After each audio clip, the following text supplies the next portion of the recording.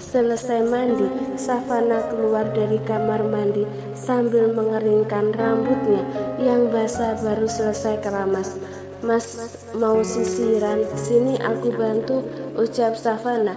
Begitu melihat Dario kesulitan mengangkat tangan ingin menyisir rambut.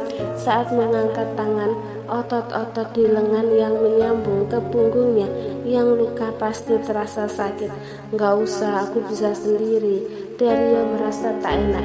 Sejak tadi Savana sudah membantunya banyak hal. Seharusnya Savana banyak istirahat, tapi malah repot mengurus keperluannya. Gak apa-apa mas, sini duduk dulu. Savana menarik Dario dan menundukkannya di tepi kasur. Lalu dia berdiri di antara kaki Dario dan mulai menyisir rambutnya. Dario mengerjapkan mata gugup. Berada di posisi sedekat ini sangat tidak baik untuk kesehatan jantungnya. Dario mendongak, sekilas menatap wajah cantik Savana, lalu menunduk lagi saat jantungnya berdebar semakin kuat sampai dadanya terasa sakit. Berulang kali Dario menelan ludah gugup, memainkan jari-jari gelisah dan menggigit bibir bawahnya untuk menyalurkan rasa salah tingkahnya sekarang. Dario bahkan harus mengepalkan tangan kuat-kuat agar tangannya tidak lancang memeluk Savana. Harusnya tadi kamu keramas mas, rambut kamu bau. Tapi gimana cara keramasnya ya? Ya udah nanti kamu kerimbat di salon aja. Ke salon? Iya. Dario mendongak, begitu juga Savana yang menunduk hingga mata mereka bertemu. Seirama, sedebar begitulah jantung mereka sekarang. Diam-diam saling menggila satu sama lain, tapi entah kenapa sulit untuk mengakui perasaan masing-masing. Dario dengan ketakutannya dan Savana dengan kekhawatirannya. Dario takut menyakiti Savana dan Savana khawatir cintanya bertepuk sebelah tangan. Savana masih belum yakin Dario sudah mencintainya sepenuhnya. Kamu mau mengajakku ke salon? Tanya Dario setelah hening cukup lama. Iya, capek menggantungkan tangan di udara saat menyisir rambut. Savana meletakkan kedua tangannya di pundak Dario. Dario semakin kuat meremas. Rasanya sekarang Dario ingin menarik Savana, mendudukkan di kaki, lalu memeluk erat dan setiap jengkal wajah cantik istrinya. Sungguh kerinduan ini sangat menyiksa. Iya mas, ke salon kalau keramas sendiri kan ribet. Lebih baik kamu kerimbat rambut di salon aja biar bersih dan wangi. Pasti ini gatel-gatel kan? Savana mengacak lembut rambut Dario yang sudah agak panjang. Tapi aku gak pernah ke salon. Savana mengernyitkan alis. Ah iya, Savana baru ingat Dario punya hairstylist sendiri yang 2 bulan sekali datang ke rumah. Savana sampai lupa suaminya ini jarang menemui orang. Saat dia butuh sesuatu, tinggal menyuruh orang itu datang menemuinya. Ya udah nanti ke salon aja biar gak ribet, mau ya? Mau, ucap Dario cepat tanpa protes. Savana tersenyum. Nurut banget, aku akan menuruti apapun yang kamu katakan. Aku akan mempercayai semua yang kamu ucapkan. Oh ya? Iya. Savana mengangkat sisir di depan mulut Dario. Aku bilang sisir ini bisa dimakan, kamu akan memakannya. Dario langsung menggigit sisir itu. Mas, ya ampun, kok beneran dimakan? Ini kan kotor. Savana langsung menarik sisir itu dari mulut Dario dan ingin meletakkan di meja. Tiba-tiba kedua tangan Dario terulur dan memeluk pinggangnya. Seketika Savana membulatkan mata, terkejut dengan gerakan tiba-tiba suaminya. Dario menempelkan pipi di perut Savana dan memejamkan mata. Jangan kemana-mana, aku mau naruh sisir ini doang mas. Dario mengambil sisir di tangan Savana, melempar sembarang arah ke kasur, lalu mengeratkan pelukan lagi. Jangan pergi, jangan jauh-jauh. Siapa yang pergi sih mas? Cuma mau jalan beberapa langkah doang. Tetap saja itu jauh. Aku nggak mau ditinggal. Dario mengeratkan pelukannya. Savana menghela nafas panjang, agak sebal dengan tingkah suaminya yang tiba-tiba manja gini. Tapi perlahan senyum Savana mengembang juga. Tidak dipungkiri hatinya senang. Entah kapan terakhir kali Dario memeluknya seperti ini. Sudah ya, Savana mengulurkan tangan dan mengusap rambut suaminya. Peluknya sudah dulu, kita harus sarapan. Selesai sarapan kita jemput Azam di rumah sakit. Azam pasti sudah menunggu kita. Azam, lirik Dario. Iya Azam mas, putra kita, dia sudah menunggu kita dari semalam. Dario diam. Mas Dario lagi-lagi diam dan mengeratkan pelukannya. Mas Dario, udah ya peluknya, kita sarapan. Mama Helen dan Papa Anthony sudah menunggu kita. Dario masih ngeyel, tidak mau melepas pelukannya. Mas tadi katanya mau nurut apapun yang aku bilang. Sekarang lepas pelukannya. Dengan berat hati Dario melepas pelukan. Nah gitu dong pintarnya. Savana menangkap pipi Dario dan menekan-nekan gemas pipinya yang kurus. Sementara Dario hanya diam saja memandangi wajah Savana. Mau cium, tapi Dario takut Savana marah, jengkel, terus pergi lagi. Ayo, Savana menarik tangan Dario berdiri. Dario pun mengikuti istri kecilnya keluar dari kamar. Savana berjalan di depannya, sementara Dario berjalan di belakangnya. Sembari menatap punggung Savana, Dario meremas kedua tangannya, menahan diri untuk tidak memeluk istrinya. Tahan, dan maaf, Dario tidak bisa menahan diri. Dario merapat dan memeluk istrinya. Savana terkejut dan menghentikan langkah. Mas, ya ampun, malu tuh diliatin orang tua kita di meja makan. Savana berusaha melepaskan pelukannya, merasa tak enak. Sekitar 10 langkah di depan Helen, Ayuma dan Anthony yang duduk di meja makan menatap ke arahnya. Mas Dario, lepas ya pelukannya. Bukannya melepaskan pelukan, Dario justru memejamkan mata. Takut, lirik Dario tiba-tiba. Savana terdiam sesaat. Savana bisa mendengar suara Dario bergetar seperti orang menggigil karena kedinginan. Takut apa? Apa yang kamu takutkan, Mas? Pergi dan hilang. Aku takut kamu pergi dan menghilang. Jangan pergi ya. Aku janji akan nurut. Aku juga janji gak akan nakal lagi. Savana tersenyum dengan air mata membayang di kelopak matanya. Selama ini kamu memang nakal sekali, bandel dan susah dibilangin. Maaf, lirik dari sekarang. Aku gak akan nakal dan bandel lagi. Savana mengangguk dan mengusap lengan Dario yang melingkar di perutnya. Savana terlalu hanyut dalam momen ini sampai lupa orang tuanya, dan orang tua Dario masih menatap ke arahnya. Savana, sini sayang, kita sarapan, panggil Ayuma. Helen juga tidak mau kalah. Dario, sayang, ayo sarapan nak. Savana mengerjak tersentak kecil dari memanyutkan ini bersama sang suami, lalu mengalihkan perhatian pada ibu dan mertuanya. Savana menelan ludah, merasa tak enak berpelukan seperti ini di depan mereka.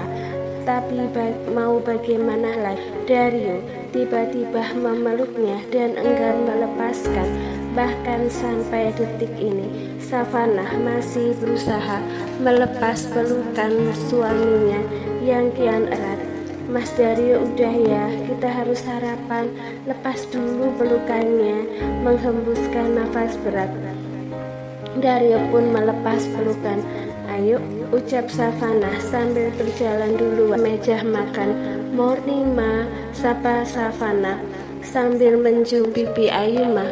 Rutinitas seperti ini selalu Savana dan Ayuma lakukan saat mereka tinggal bersama. Sapaan manis, ciuman lembut, dan pelukan hangat. Savana sangat menyukai itu. Morning sayang, Ayumah menarik putrinya dalam pelukan erat dan menenangkan.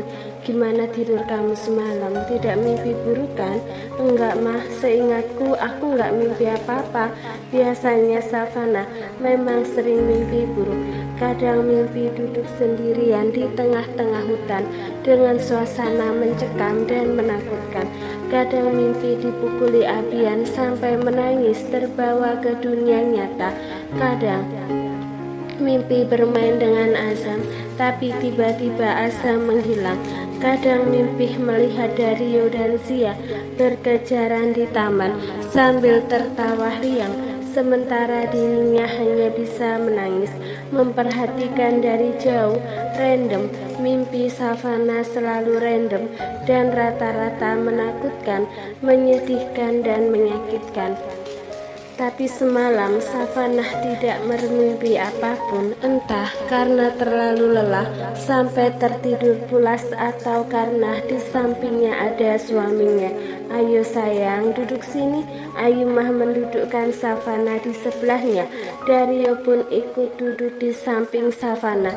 Sekarang mereka duduk melingkar dengan posisi Anthony, Ayumah, Savana, Dario, dan Helen.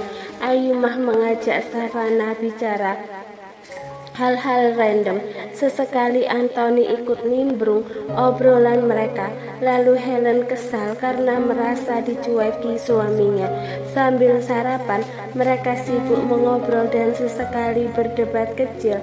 Begitu sibuk, sampai tak ada satupun yang menyadari Dario sedang mati-matian melawan bisikan-bisikan aneh yang tiba-tiba muncul lagi. Dedi, Azura kedinginan, tolong peluk Azura. Kapan Dedi menjemput Azura di sini? Azura dimarahi terus Mama Zia. Azura takut Dedi. Azura nggak mau tinggal sama Mama Zia. Dedi nggak sayang lagi sama Azura ya, makanya Dedi nggak mau jemput Azura. Semakin banyak bisikan, semakin kuat juga Dario mencengkram sendok dan bulir-bulir keringat mulai membasahi dahi. Meski mati-matian melawan supaya tak terpengaruh bisikan itu, Dario berusaha terlihat biasa saja dan menikmati sarapan yang Savana ambilkan. Dario tidak ingin mengganggu mereka dengan kehisterisannya lagi. Tahan, Dario harus bisa menahan diri. Lalu tiba-tiba Dario merasa ruang makan ini berubah menjadi ruang makan ini hanya ada dirinya, Savana, Azam, dan Azura. Savana tertawa, sementara Azura mengerucutkan bibir kesal karena Azam terus mengganggunya. Mami, Azam nakal, gangguin Azura terus. Mami cubit Azam. Adu Azura pada Savana. Iya, ini Mami cubit Azam. Savana mencubit pipi Azam dengan gemas. Bukannya kesakitan, Azam justru terkikih geli. Cubitan Savana sama sekali tidak sakit. Ih Mami, yang kenceng dong cubitnya kayak gini. Azura mencubit kuat lengan Azam. Seketika Azam melotot. Ih takut. Azam mau berubah jadi monster yang matanya melotot besar. Azura turun dari kursi dan berlari mengitari meja lalu menghamburkan diri memeluk Dario. Dario tersentak, tangannya gemetar memegang lengan kecil putrinya. Dedi, lindungi Azura, Dedi. Azam nakal. Azura mendongak dan menatapnya dengan binar. Mata lucu putrinya sungguh cantik dan menggemaskan saat bermanja seperti ini. Dedi, gendong Azura, lindungi Azura, Dedi. Iya sayang, Dedi akan melindungi Azura. Dedi akan terus melindungi kamu, jangan takut. Dario mengangkat tubuh kecil putrinya dalam pangkuan dan memeluk erat. Dedi akan selalu melindungi Azura. Azura, putri kecil kesayangan Dedi. Dario memejamkan mata kuat sambil mengeratkan pelukan seolah takut seseorang akan merebut Azura darinya. Lalu tiba-tiba Zia datang, entah dari mana. dan merebut Azura darinya. Dedi, tolong Azura, Dedi. Azura nggak mau ikut Mama Zia. Azura takut, Dedi. Mama Zia jahat. Dario ingin menolong Azura, tapi entah kenapa tubuhnya sulit digerakkan, seolah menempel di kursi. Mas Dario, Dedi. Mendengar panggilan Savannah dan Azam, Dario mendongak, tapi tiba-tiba mereka sudah hilang. Begitu juga Azura ikut menghilang. Semua orang menghilang. Tubuh Dario gemetar dengan pandangan mata kosong. Mas Dario tersentak mendapat tepukan di pundak. Kepalanya tertoleh menatap Savannah dengan sorot mata gelisah dan panik. Tanpa bertanya pun, Savannah tahu apa yang terjadi pada suaminya. Sorot mata Dario menjelaskan segalanya. Terulang lagi, bisikan itu pasti muncul kembali, dan sebentar lagi Dario akan histeris ingin pergi ke makam Azura seperti tadi. Tidak, Savannah tidak akan membiarkan itu terjadi. Savannah harus segera menghentikannya. Jangan dengarkan. Savannah berdiri, lalu mengarahkan kepala Dario bersandar di perutnya. Nggak apa-apa, bisikan itu tidak nyata. Dengan lembut dan hati-hati Savannah mengusap rambut Dario. Ayuma, Helen dan Anthony yang sedang berdebat kecil seketika terdiam melihat Savannah menenangkan Dario. Mereka terlalu sibuk mengobrol dan berdebat sampai tidak menyadari Dario sedang berusaha melawan traumanya. Hanya Savannah yang benar-benar memperhatikan Dario, meskipun tadi Savannah juga ikut mengobrol bersama mereka. Azura, lirih Dario pelan. Iya Azura, balas Savannah lembut. Azura, Dario tidak mengatakan apapun selain menyebut Mama Azura dengan suara gemetar, serak dan tercekat. Azura, lirih Dario sekali lagi dengan mata memanas. Air mata mulai menggenang di pelupuk mata, lalu perlahan cengkraman tangan di sendok mulai melemah dan terlepas dari tangan, kemudian mendongak dan menatap Savannah. Azura, iya Azura, putri kita baik-baik saja mas. Dario mengulurkan kedua tangan dan memeluk pinggang Savannah. Saat itulah air matanya mengalir, tetes demi tetes berjatuhan, membasahi baju putih Savannah.